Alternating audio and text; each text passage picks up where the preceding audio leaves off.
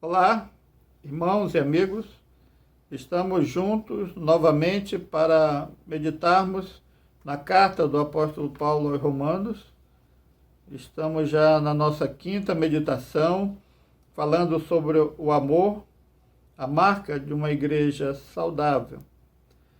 E nesses ensinos de Paulo, nós observamos que há uma unidade, ou seja, o objetivo de Paulo é tratar dos deveres cristãos diante da hostilidade, da perseguição e da injustiça.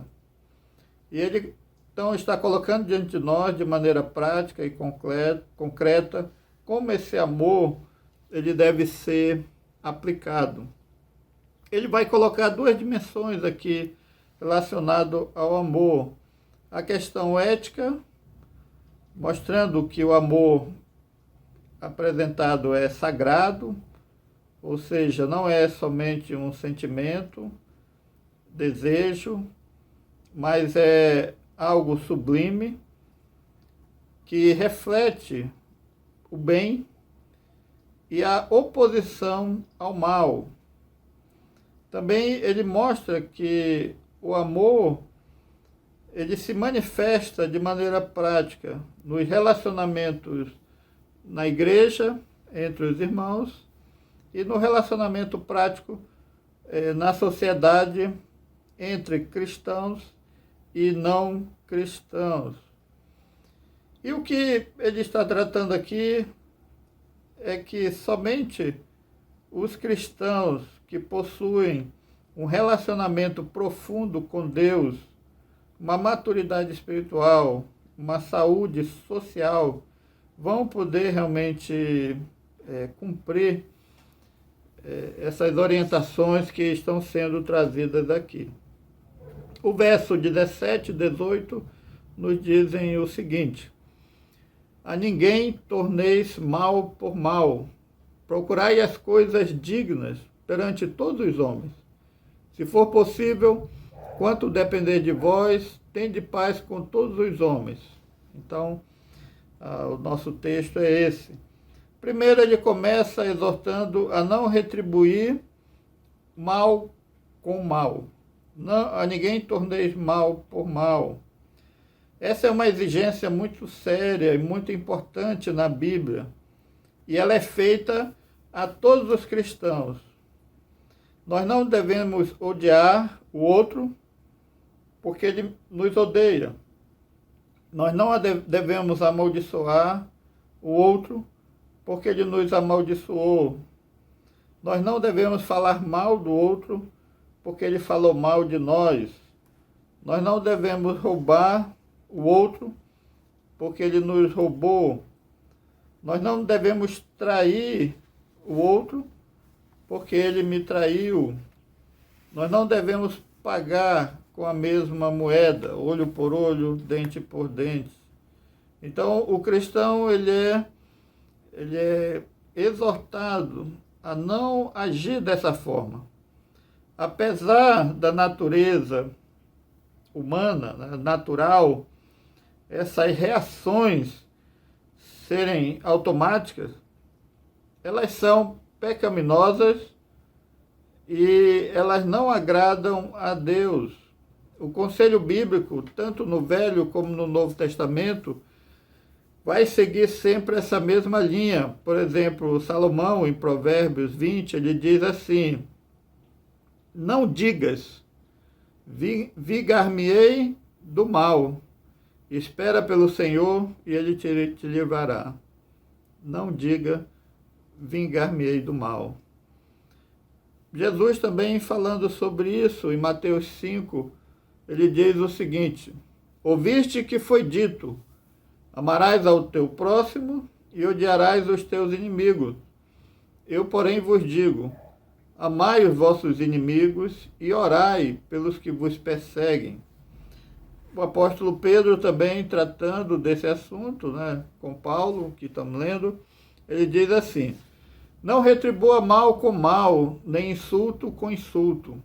Pelo contrário, bendigam. Então, não retribuir mal com mal, nem insulto com insulto. Por quê? Porque nós devemos responder o mal com o bem, né?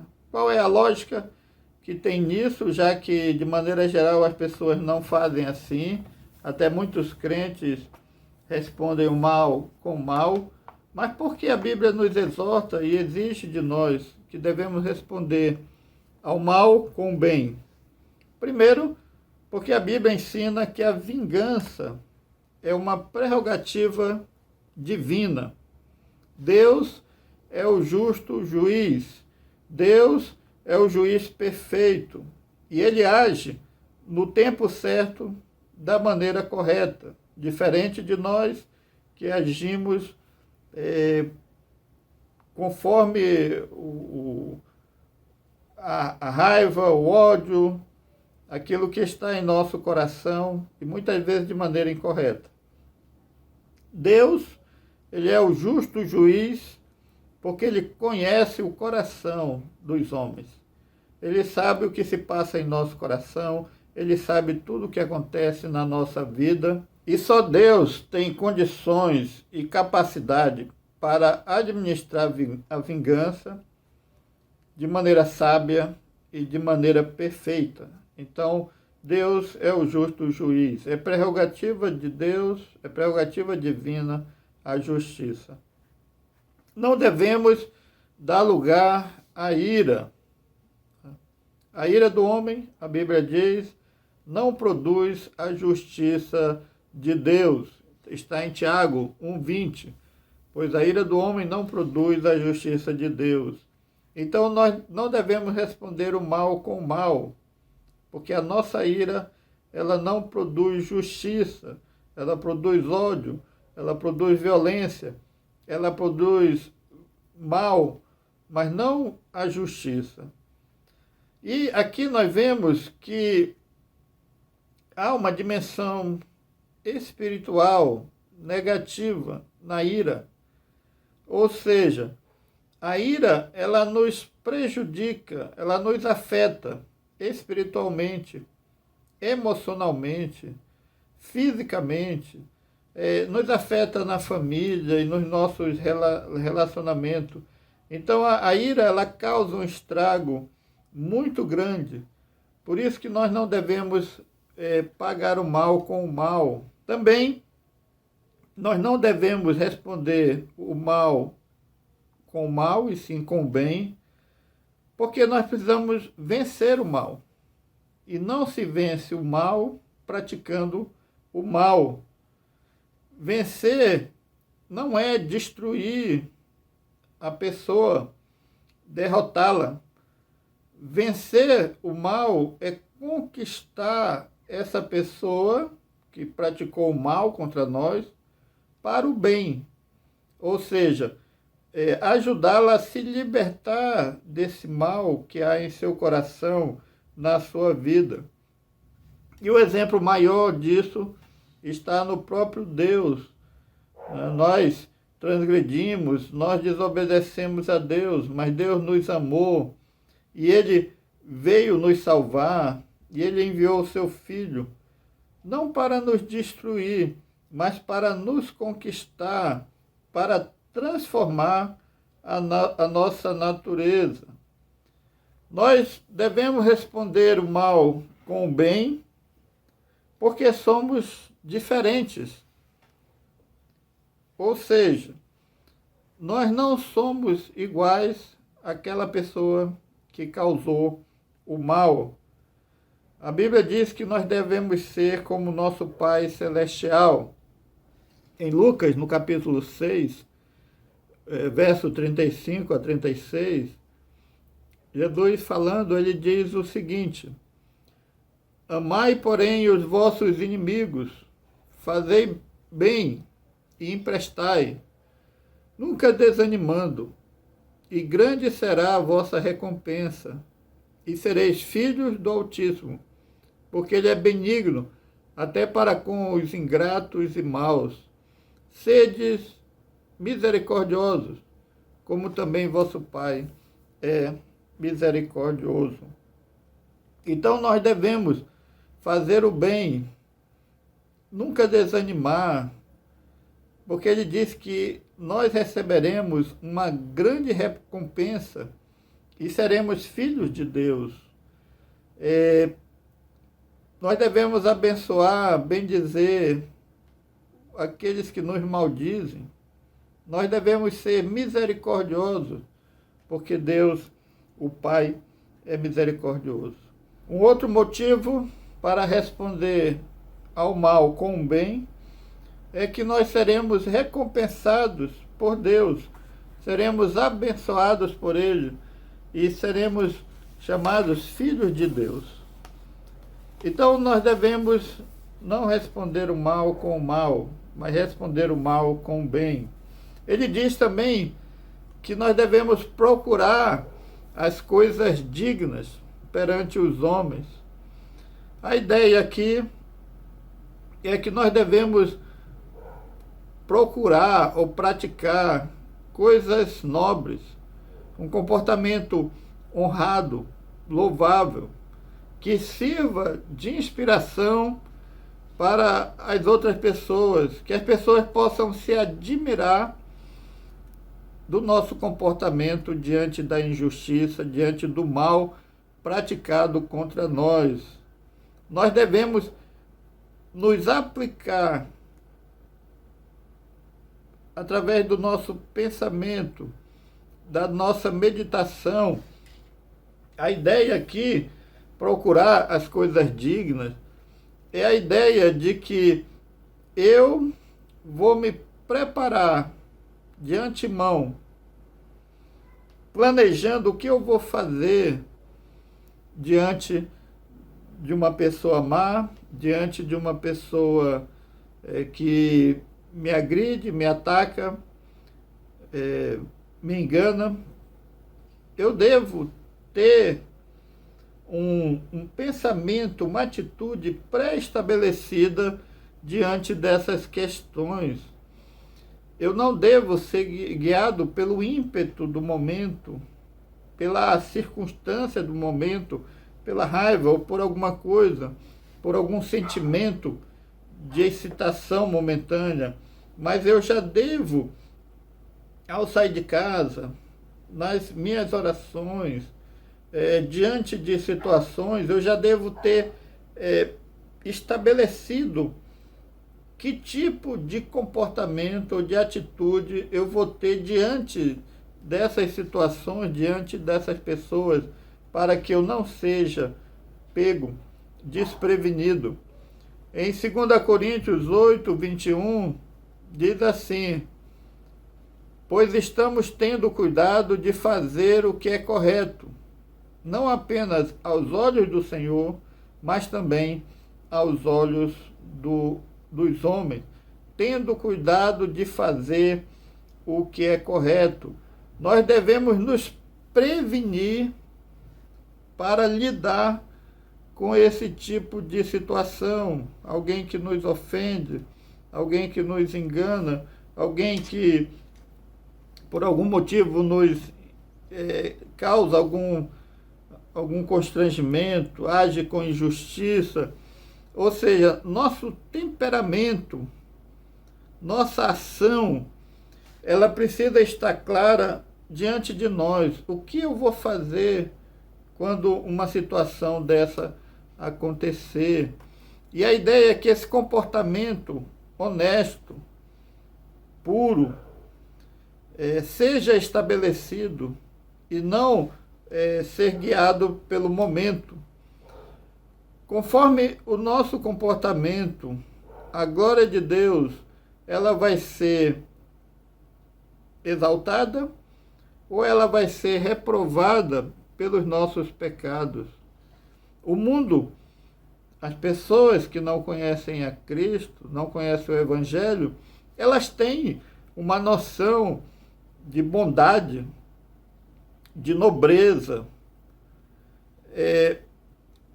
Mesmo que elas não pratiquem, elas conseguem identificar uma pessoa honesta, uma pessoa correta, uma pessoa que tem domínio sobre as suas emoções, que não é brigão, que não fala mal dos outros, fazendo fofocas, intrigas, ou ofendendo, ou indo para briga.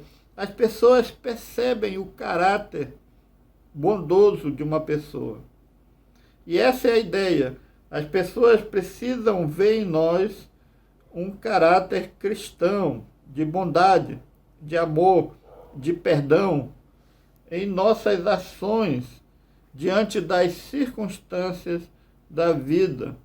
Provérbios 3 e 4 diz assim, que o amor e a fidelidade jamais o abandonem. Prenda-os ao redor do seu pescoço, escreva-os na tábua do seu coração. Então você terá o favor de Deus e dos homens e boa reputação. Então, amor, fidelidade, né? Nós devemos amarrá-la no nosso pescoço, escrever no nosso coração, e aí nós teremos o favor de Deus, a bênção de Deus, mas teremos também o reconhecimento dos homens e uma boa reputação. Mesmo que as pessoas não gostem de crente, não se comportem daquela forma, mas elas vão ver que na vida daquele crente ele é diferente, ele tem um comportamento ético, elevado, ele é uma pessoa honesta, ele tem caráter, sua palavra é sim, sim, não, não, e elas vão reconhecer que aquela pessoa, ela é uma pessoa que tem um caráter elevado, ela não é igual às demais pessoas. Precisamos ter um comportamento aprovado por Deus, e esse comportamento aprovado por Deus vai produzir graça aos olhos dos homens. Precisamos viver um estilo de vida elevado, com excelência moral, uma vida espiritual, social, saber lidar com as pessoas e com os conflitos, não sermos motivo de escândalo, mau testemunho, seja num casamento escandaloso, negócios mal feitos, dívidas e uma pessoa que ninguém confia, obedientes às leis justas, no trabalho ser exemplar, um trabalhador exemplar que não vive reclamando, enrolando ou se escorando nos outros, nos estudos também, ser estudioso e mostrar através dessa vida elevada o caráter cristão. Não devemos ser reprovados nem pelos irmãos da igreja, nesse convívio da igreja, nem ser reprovado pelos de fora. Tito, no capítulo 2, verso 10, ele diz assim, nem defraudando, antes mostrando perfeita lealdade, para que em tudo sejam ornamento da doutrina de Deus, nosso Salvador. Então nós devemos mostrar perfeita lealdade.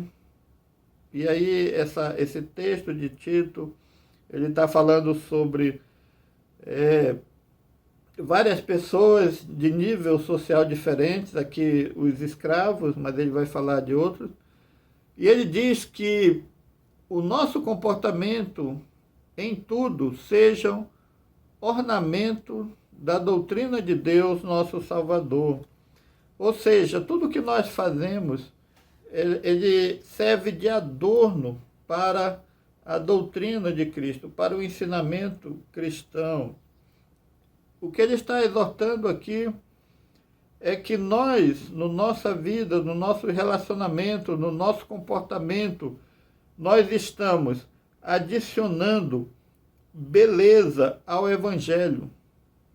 Se o nosso comportamento, nosso testemunho é mau, nós estamos adicionando descrédito ao Evangelho.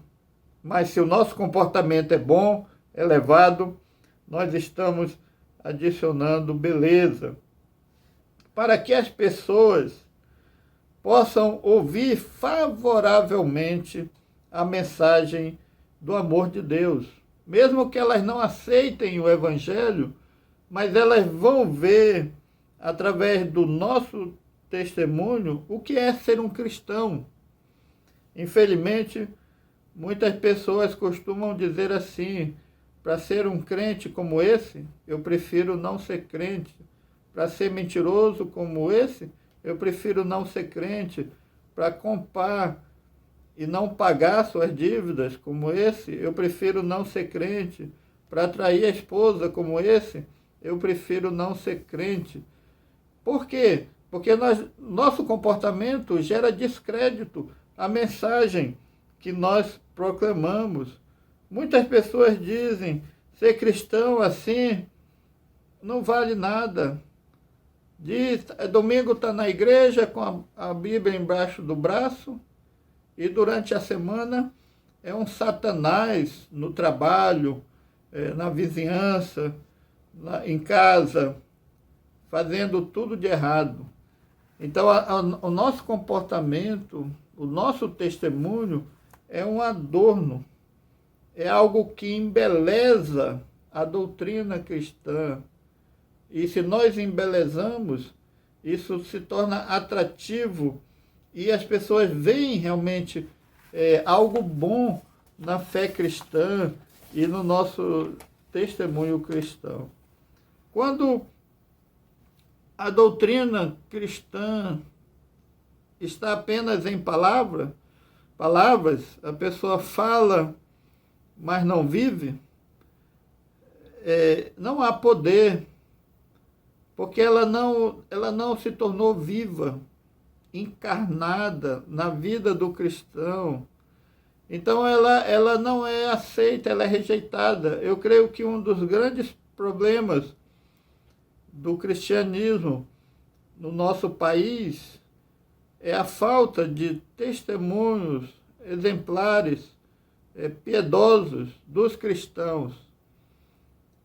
Você vê numa única rua 3, 4 igrejas e vizinhos que falam mal dessas igrejas e dos crentes. Então, o nosso testemunho cristão, ele deve ser exemplar, ele deve ser sublime, ele deve embelezar aquilo que nós defendemos, aquilo que nós pregamos, e não servir de motivo de blasfêmia ou de chacota por parte dos não cristãos que veem uma conduta incoerente com aquilo que Jesus ensinou. Então, nessa meditação, o ensino é claro: a ninguém tornei mal por mal. Procurem pensar, viver, refletir nas coisas dignas perante todos os homens. Que isso seja uma realidade na nossa vida e no nosso testemunho cristão. Que Deus abençoe sua vida.